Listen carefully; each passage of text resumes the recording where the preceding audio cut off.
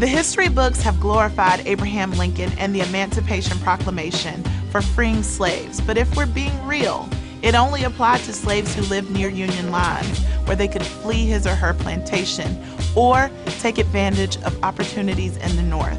Around 500,000 Black people managed to do this. These Black people freed themselves. Juneteenth, or June 19th, is a powerful moment in Black history, dating back to June 19, 1865, the day Union soldiers led by Major General Gordon Granger went into Galveston, Texas, with news that the Civil War was over and Texas's 250,000 slaves were now officially free.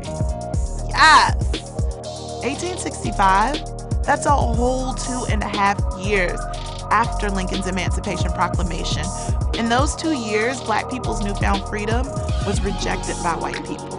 But General Granger bossed up and issued an order to the people of Texas, proclaiming all slaves are free. This involves an absolute equality of personal rights and rights of property between former masters and slaves. And the connection heretofore existing between them becomes that between employer and hired labor. And Juneteenth was born. Our Independence Day. Our July 4th. Of course, it wasn't black and white like that. We weren't free. They just announced it. This new freedom sparked a violent backlash from white people. Surprise! Former Confederate soldiers, still in uniform and with guns, intimidated Black people, continuing a new form of slavery. They did this by murdering, lynching, and harassing the freed slaves. Hashtag Reconstruction era. But we are a resilient people. None of their intimidation tactics could stop our ancestors from accepting and celebrating their freedom. And they celebrated defiantly, because you know white people were hating. The first public Juneteenth event took place in 1866. Former slaves read the Emancipation Proclamation, something pretty gangster to do in the 1860s South. They also sang spirituals and played games. The freed men and women of Texas took their celebrations wherever they went. Los Angeles, Oakland, Seattle, Chicago, Virginia, you name it. By the 20th century, the Jim Crow laws were in full effect.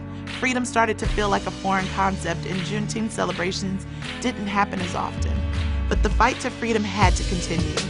The Poor People's March of 1968 brought new life into the holiday. In 1980, Texas recognized it as a state holiday. And in 1997, Congress recognized June 19th as Juneteenth Independence Day. It's been over 150 years since the first Juneteenth. Isn't it time Juneteenth became a national holiday? It could be the blackest holiday ever. Barbecues, music, dancing, a celebration of being free Black men and women. June 19th is not just about freedom, but the fight of our ancestors, the determination, and the consideration that one day their children, their children's children, and their children's children's children would be free.